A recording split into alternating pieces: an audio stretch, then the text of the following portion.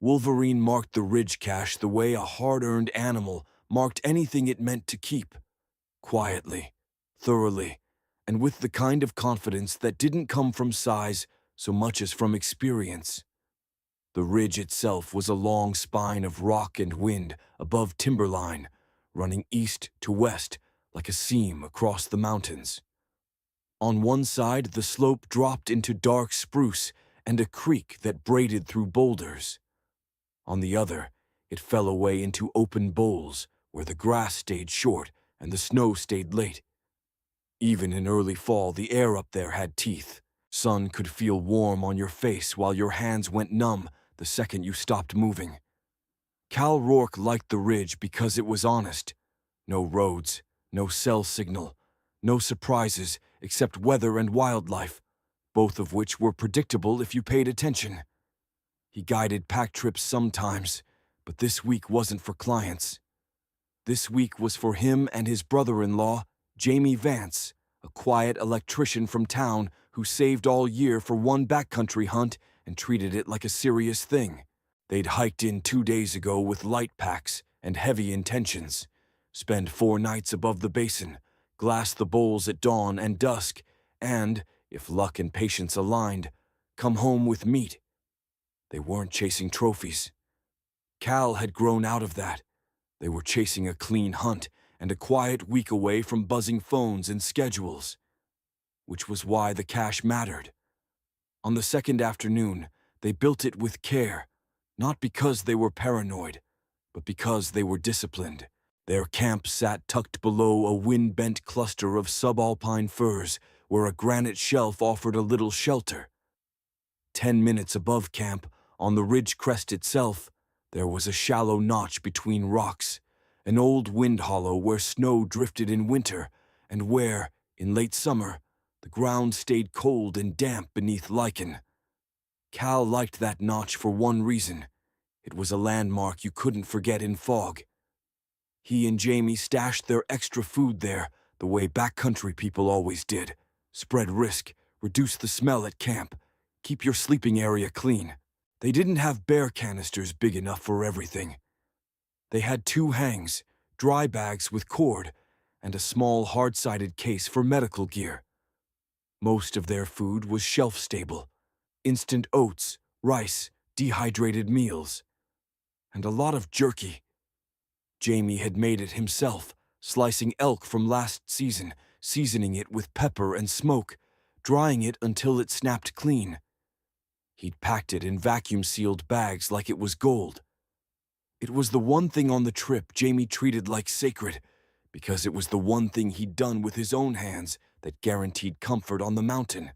"Don't crush it," he'd said the first night, as Cal shoved it into the pack. Cal had smirked. "I wouldn't dare," he'd said.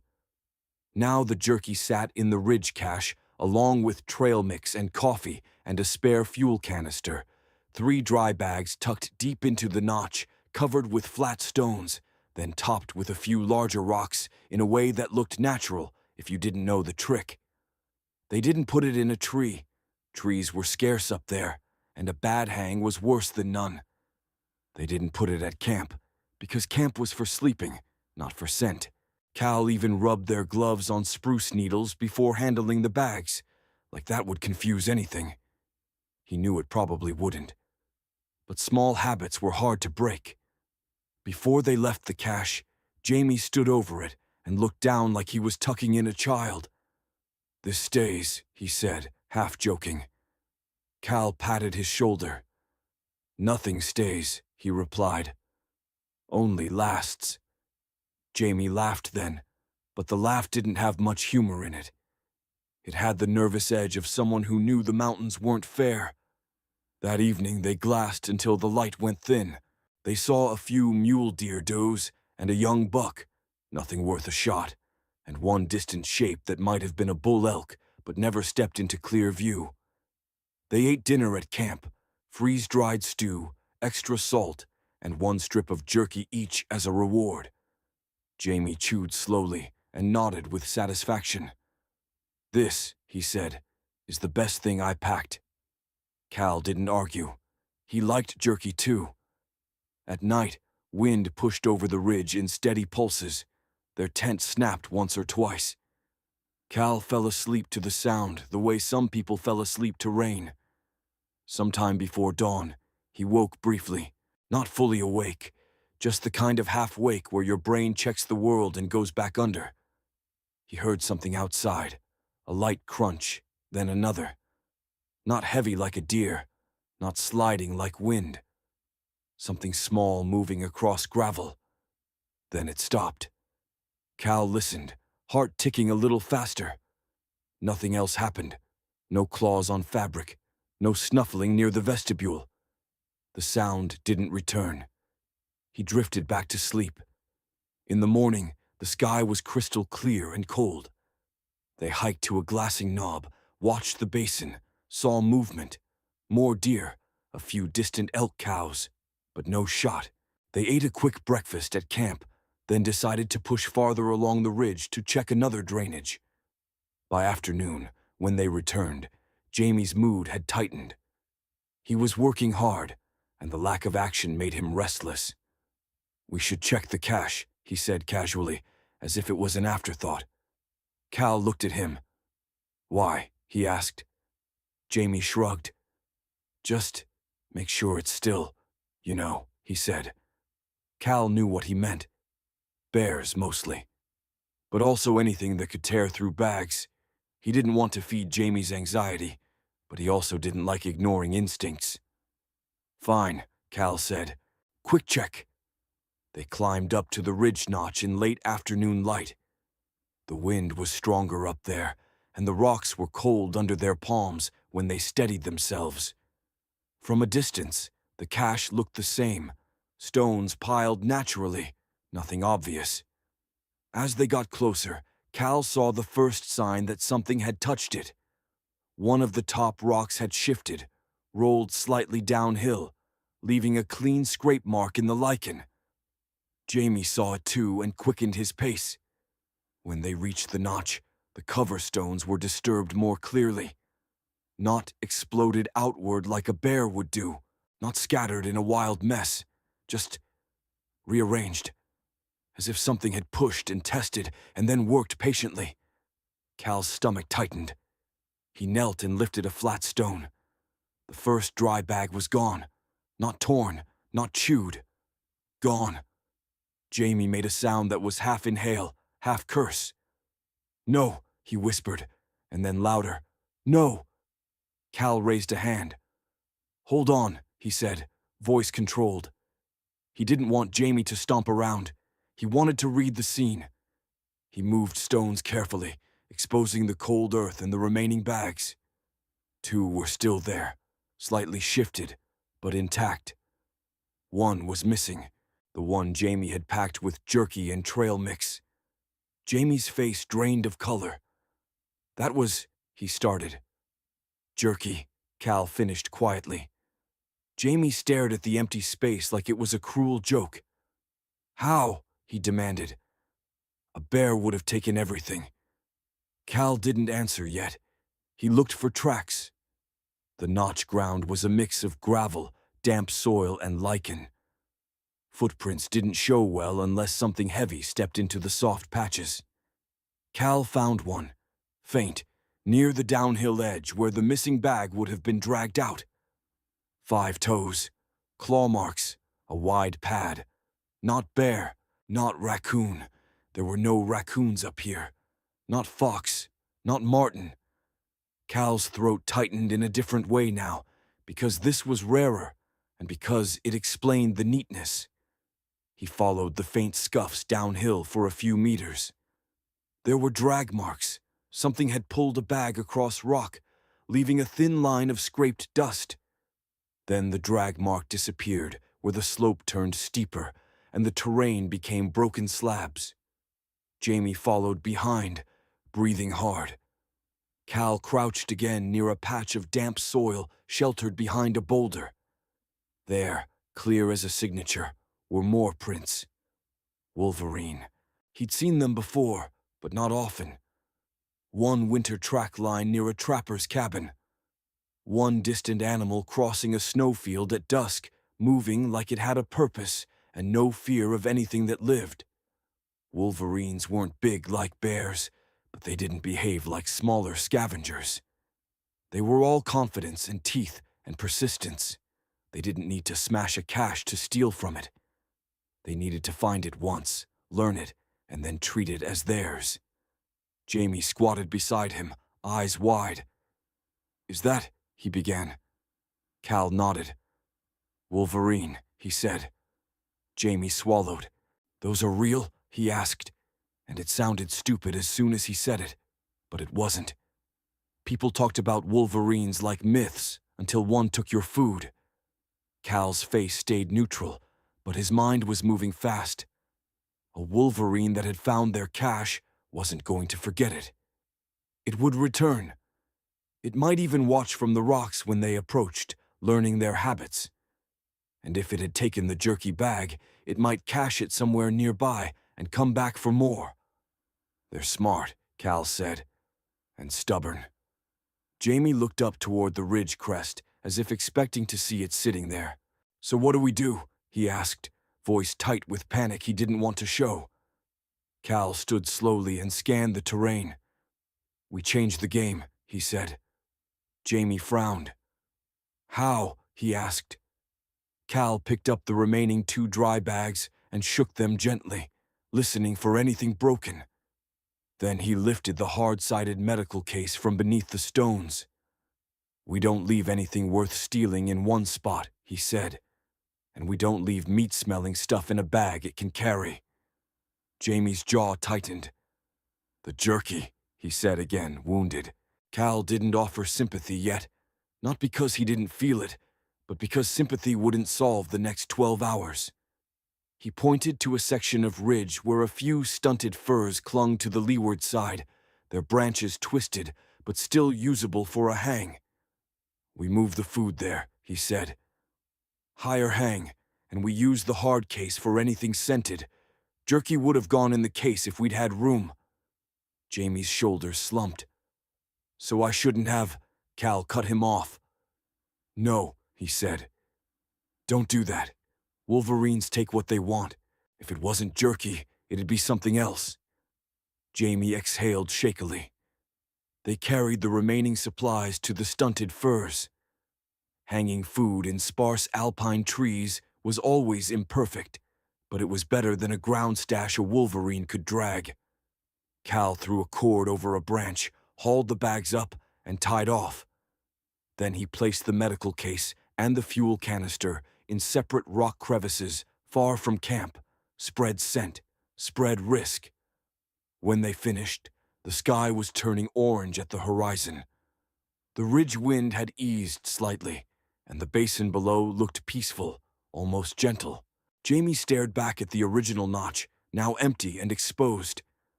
"It'll come back," he said. Cal nodded. "Yes," he said. "It already thinks that spot is a pantry." Jamie's voice tightened. "And our jerky is gone," he said. Cal looked at the print line again, the 5-toed marks in damp soil.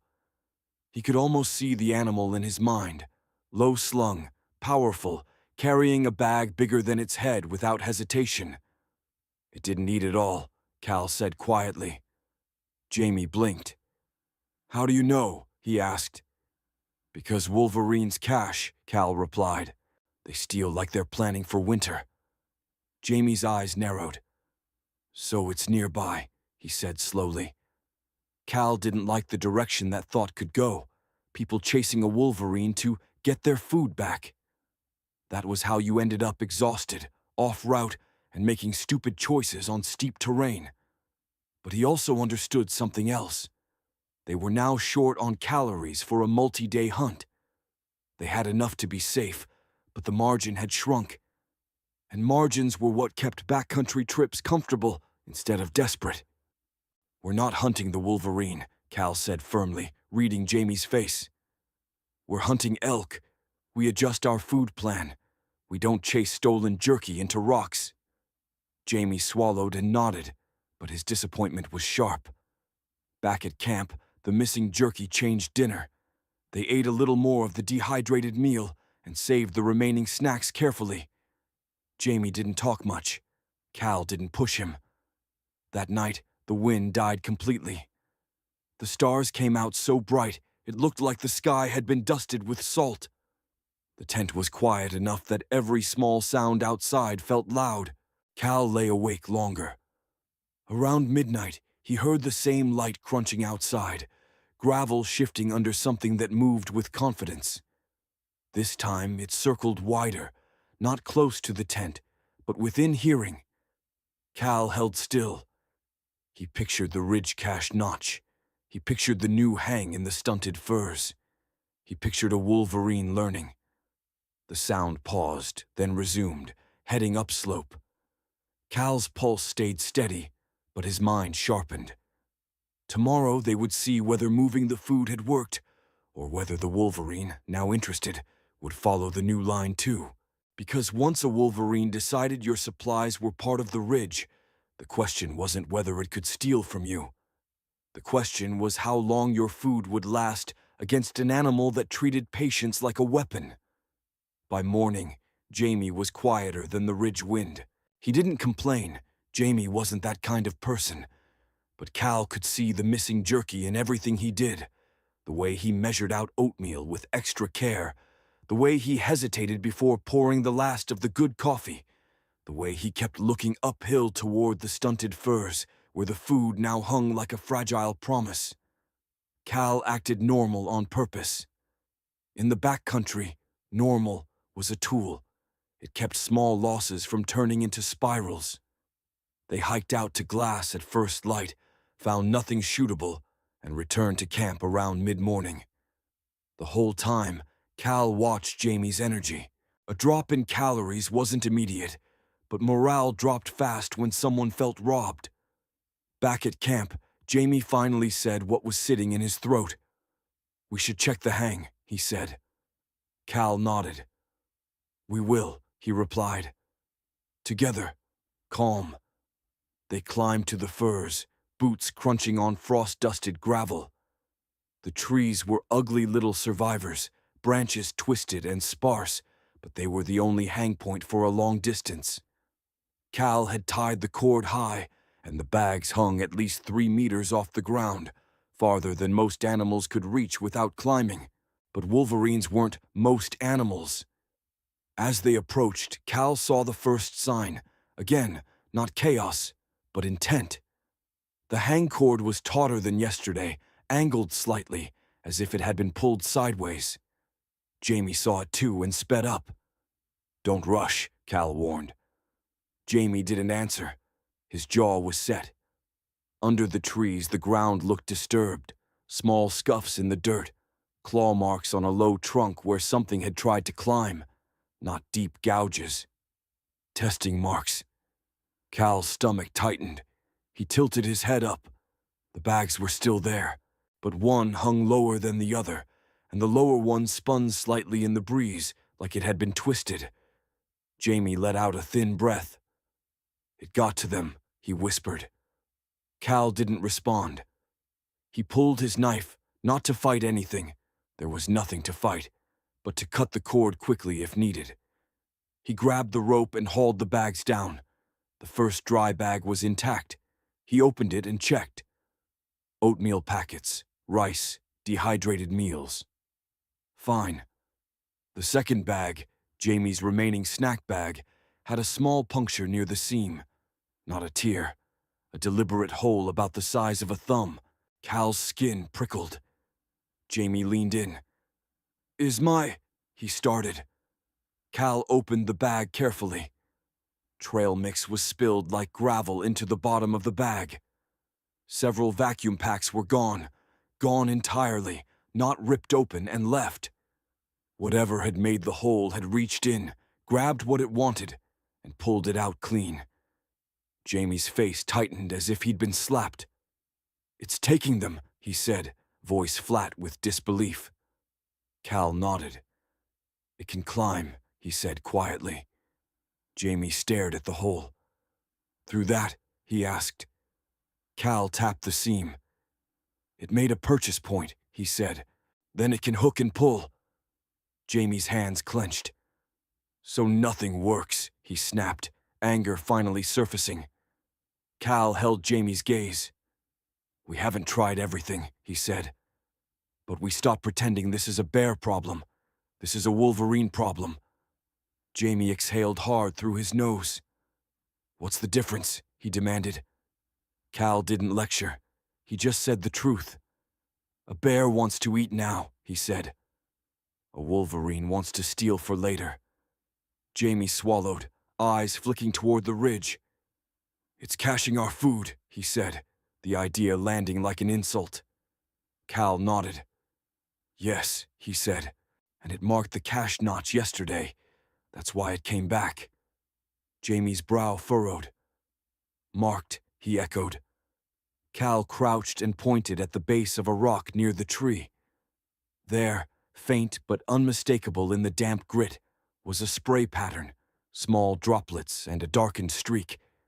Jamie leaned closer and made a face.